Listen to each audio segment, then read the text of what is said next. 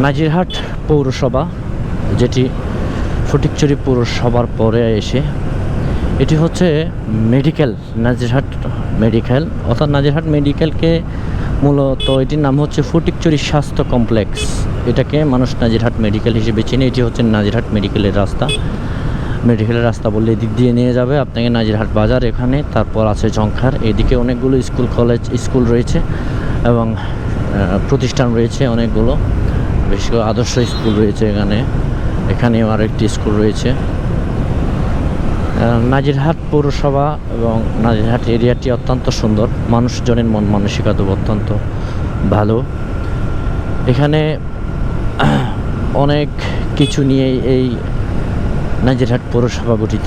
School, college, মহিলা মাদ্রাসা, সুন্নি মাদ্রাসা, কওমি মাদ্রাসা, হাট বাজার, অনেকগুলো ওয়ার্ড নিয়ে এই পৌরসভা। সুন্দর একটি পৌরসভা নাজিরহাট পৌরসভা, যেটি ফটিকছড়ি পৌরসভার সাথে লাগানো। অন্যদিকে ওইদিকে হাটাহাটারি পড়েছে নাজিরহাটের পরের এরিয়াটি। এই হচ্ছে অবস্থা। আর নাজিরহাটের সবচেয়ে মূল আকর্ষণ হচ্ছে মেজবান্ডার দরবার শরীফ, যেটি দেখার জন্য শত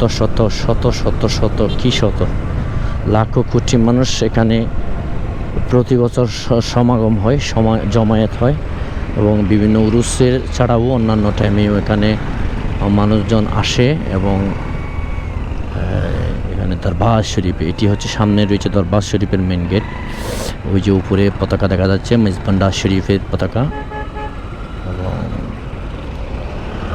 এই জায়গাতে প্রায় সময় যানজট থাকে।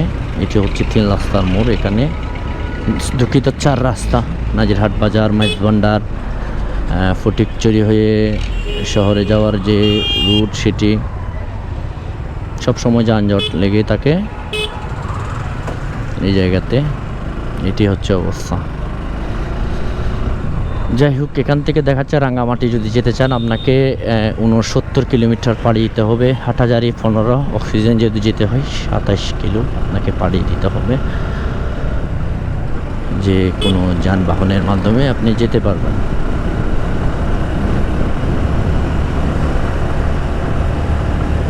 নাজিরহাট পুরাতন ব্রিজ, দুঃখিত নতুন ব্রিজ, পুরাতন ব্রিজ তো ওই দিক দিয়ে বাজারের ভিতর দিয়ে যেটি, সেটি পুরাতন ব্রিজ।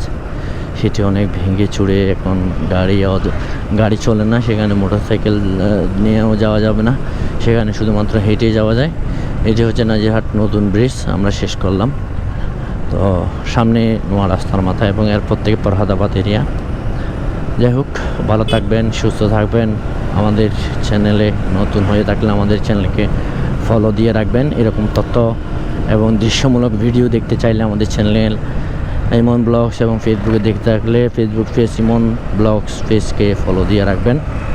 ভালো থাকবেন, সুস্থ থাকবেন। দেখা হবে এরকম কোনো এক ব্লগ নিয়ে। আল্লাহ হাফেজ।